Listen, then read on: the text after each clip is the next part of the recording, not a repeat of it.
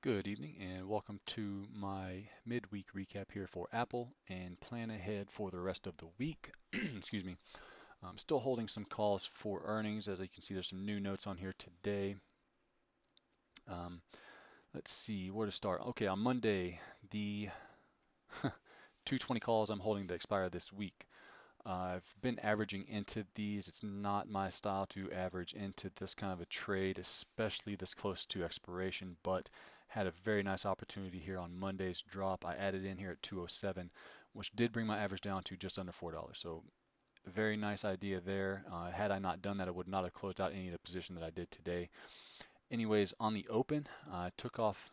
Here you go. You can see my sizes. I took off some here at 450. Once price action came up, popped. Looked like it found some resistance at the 21 EMA. I did trail some out here at 470. Took a few more off up here at 520 on this high peak up here, and took some more off over here at 570 as well. So um, right now I'm holding five for earnings. So those are essentially free to me at the moment.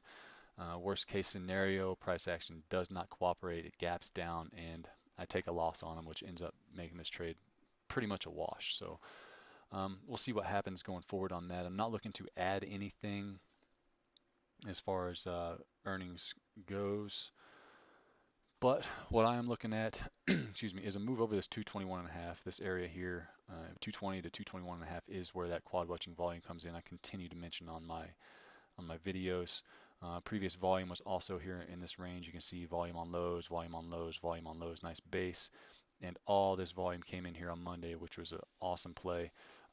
Had I not been in these 220 calls here from this area that was chopping around up here, I would have went ahead and took these 210 calls here for 3 weeks out in the future. But since I was already in this play, I was more focused on managing those 220 calls and trying to get it to where I could at least get out on any kind of a pop here on today and into the end of the week. So I'm not looking to add anything for earnings. Depending on how earnings plays out tomorrow night, Friday, I may take a swing for something out into 2019. Just have to be patient. I'm not trying to force anything. This market is not necessarily chopping me up, but it's not very conducive to my trading style. So just have to be a little bit more cautious than what I have been doing. Zooming out here, excuse me, on the weekly time frame, price action, just like the SPY, is in a very strong uptrend. Yes, it's possibly parabolic. We had almost vertical move here this year, but you have to remember the reasons for that. Earnings have been massive beats. Mr. Buffett has been loading up on Apple shares, and if if Apple has another earnings beat and Buffett says he bought more shares, this is probably going to go to 300. Um, Looking at a price target near term by the end of this year up here to at least 237, as long as this broadening pattern does play out. We've tested highs, tested lows, and now we're just kind of chopping around lows. And regardless of whether or not it was this price pattern that brought in the volume, there was a tremendous amount of volume here on the low here on Monday. That's that wick. 9.1 million shares in the end of the day. Following day was almost 5.5 on the open, which is a lot for Apple. Opening up the after hours, you can see there's a little bit more follow through after hours here today, 3.5.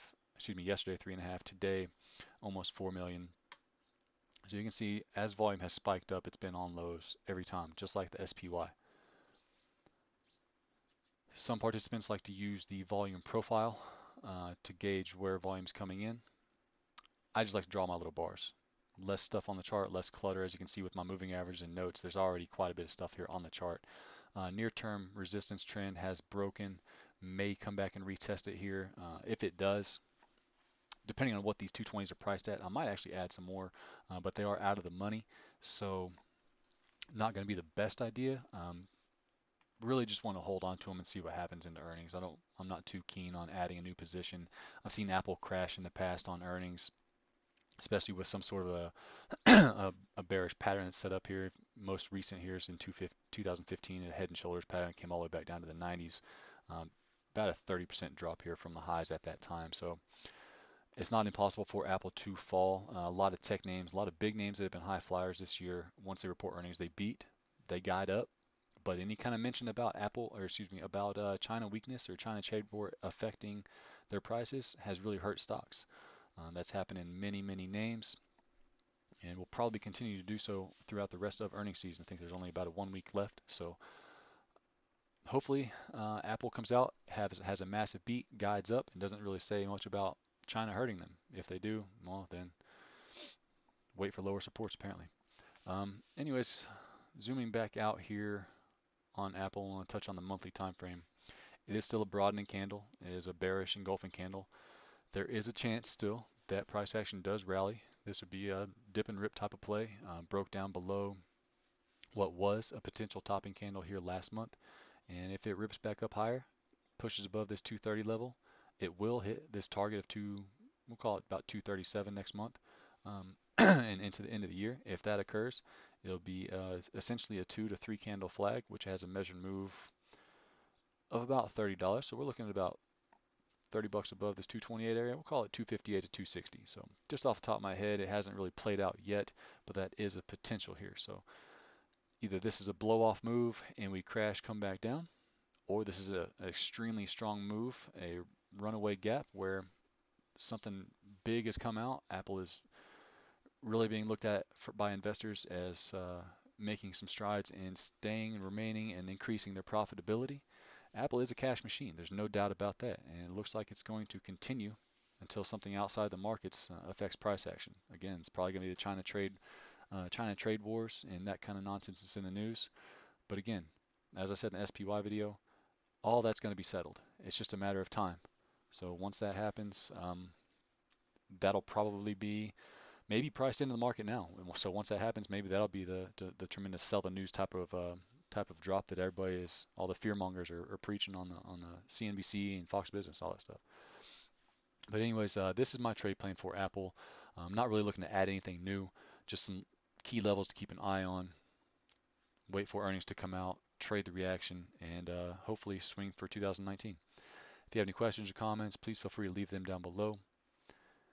Come join us at the Trade Crew chat room. It is a free chat. Have a good evening and good luck.